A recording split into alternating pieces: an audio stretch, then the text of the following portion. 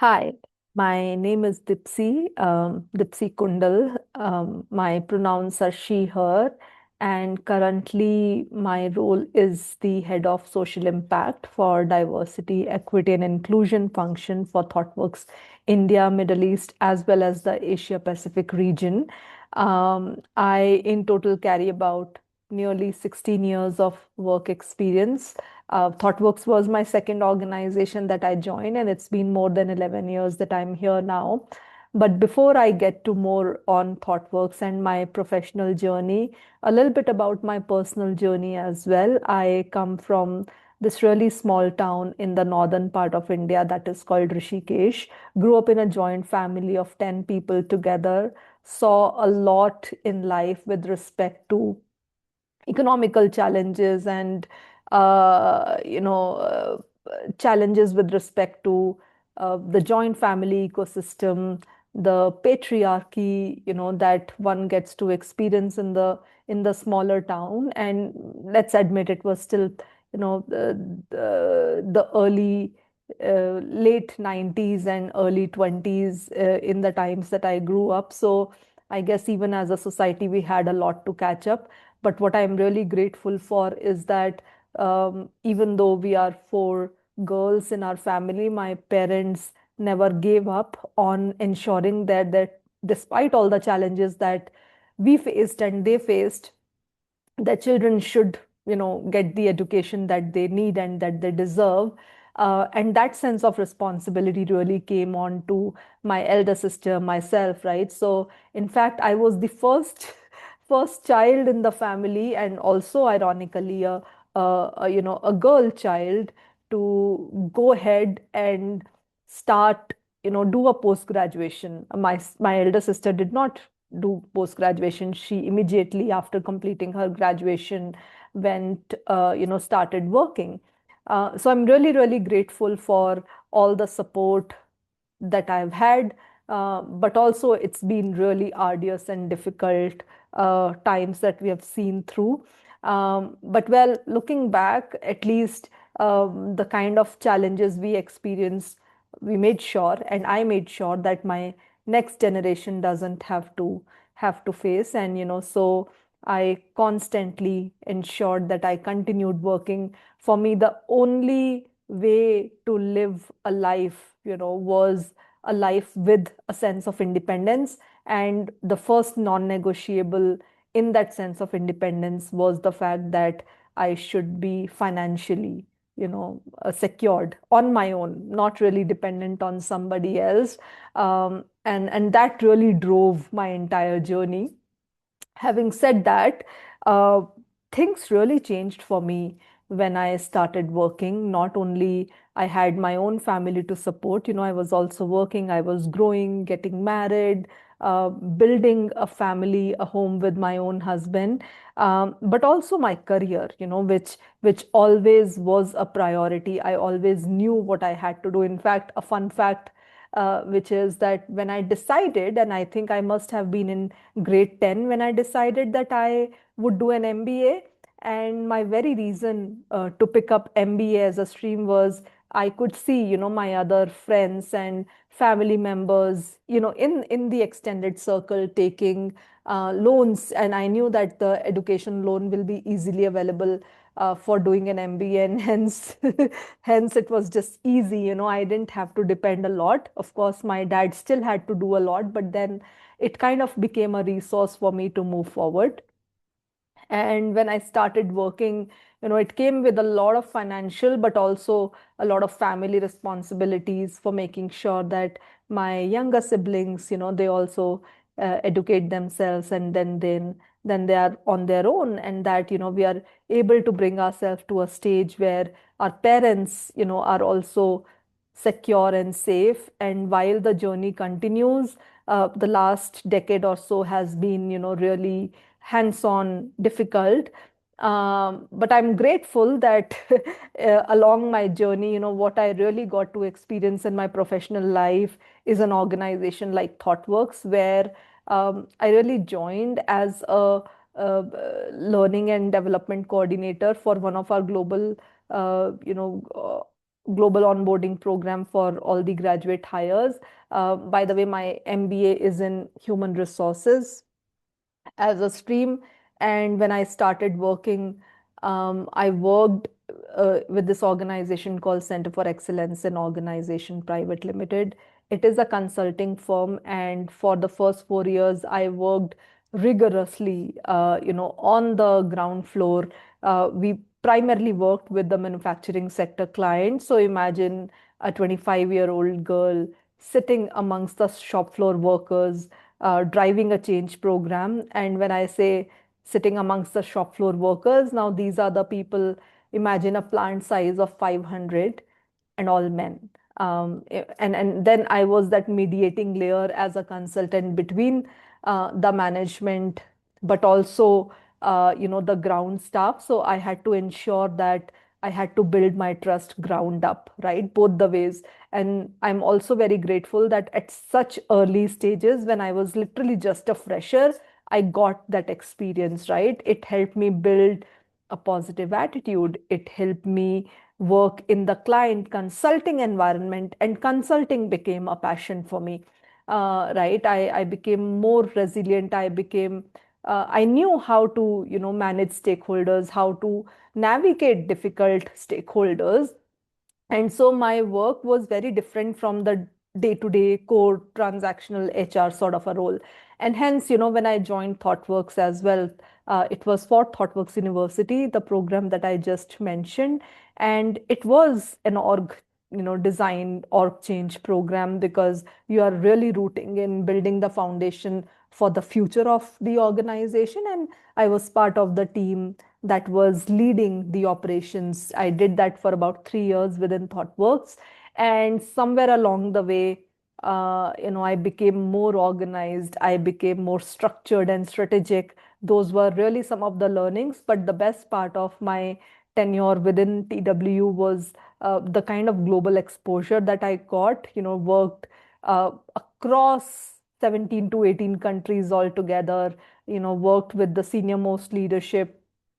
And along the way, when I saw my leaders working the way they did, which was definitely a very direct and a hands-on, what you would call as a servant leadership, that really motivated with me, right? And the onus for my own growth was always on me. And my mentors, my sponsors, my own leader, who was also my the person that I was reporting to at that time, never even a single point in time did they display any sense of insecurity towards my growth, right? In fact, they were very respectful and rooted in the fact that I wanted to grow, right? So when I said that I want to take up a leadership role, I had all the support, with, of course, the set path to it. And when I say set path to it, it means that you take one step at a time within where you are and kind of prepare yourself, right? So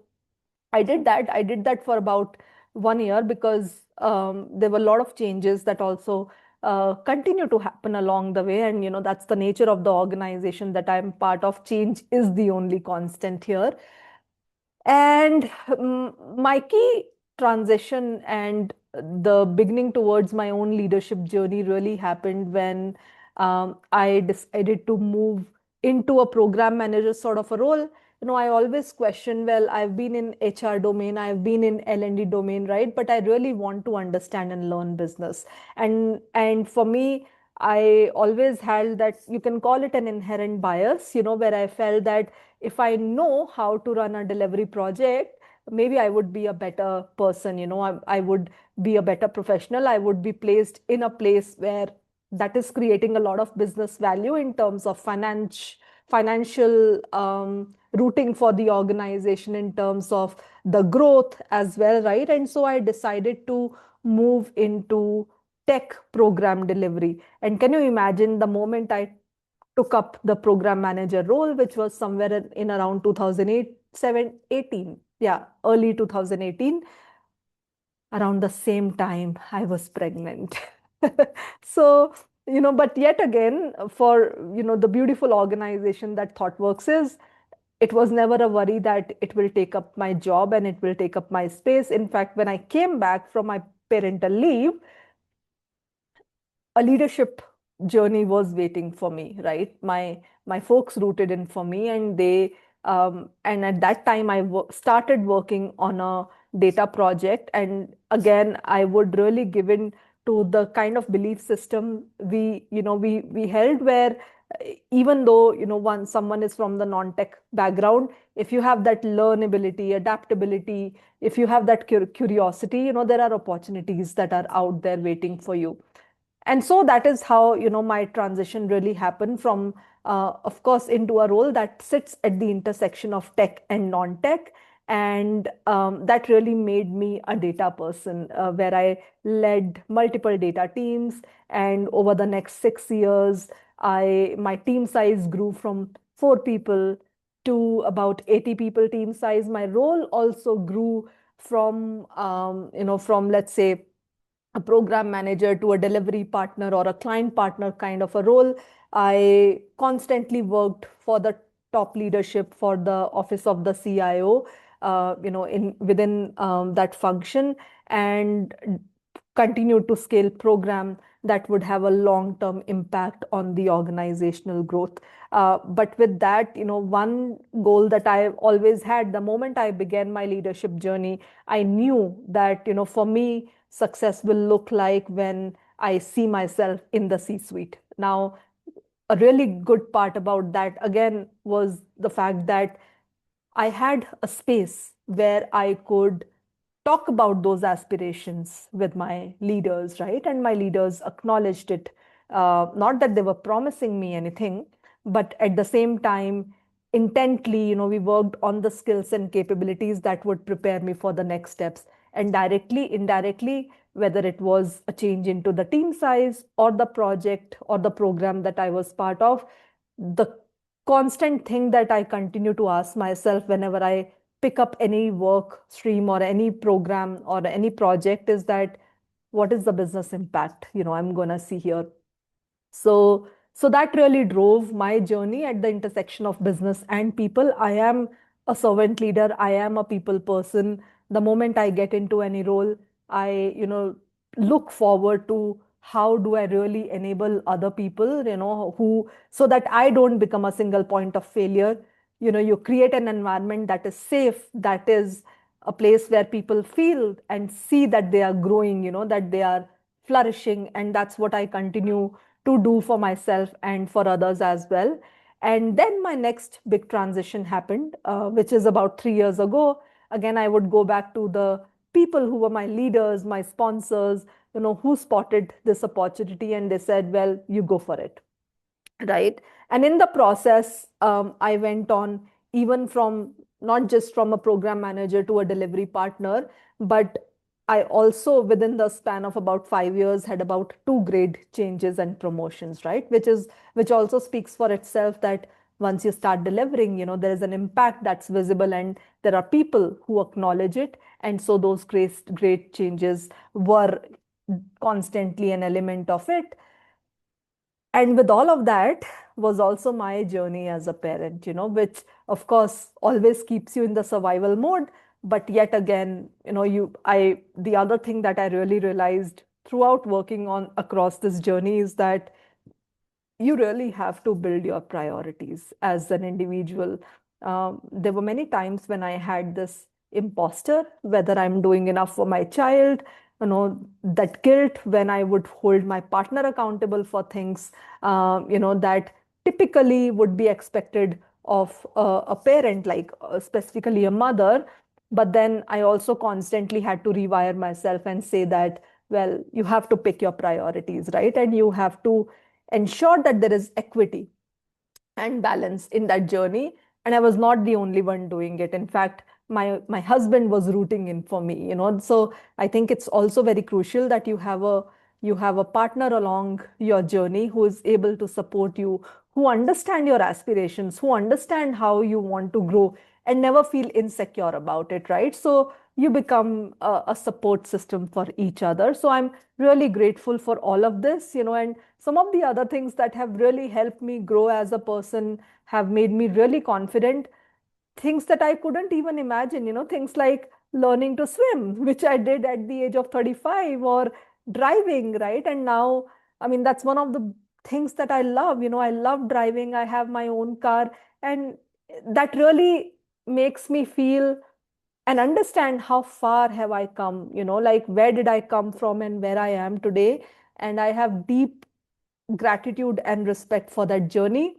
And then came the other major milestone for me, as a leader, where I shifted gears and I moved into the regional leadership role. My first 7 to 8 years at ThoughtWorks were all along the global roles, whether it was regional leadership, whether it was a leadership role or an individual contributor role. But this was the first regional leadership role. The transition was into the head of diversity, equity, and inclusion for ThoughtWorks India, and that is where my lens really aligned to, well, I've been handling teams so far, but I really want to grow as a leader, as a strategic leader, right? And for me, the very reason for applying and then picking up the role was to ensure that it will give me that scope and space where I can constantly grow, and that hunger still continues, right? My next goal is l- moving up to a CHRO level.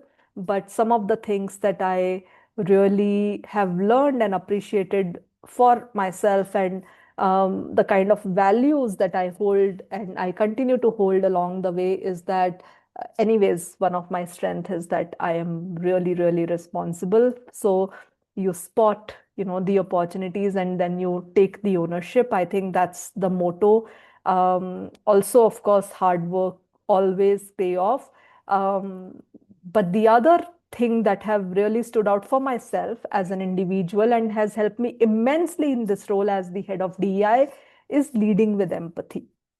Right. So I think I always root in for that. And the other is collaboration, working across your stakeholders, thinking and aligning yourself to the business, challenging the status quo, and at the same time, never forget where you really come from. So that really is, in a nutshell, my own journey.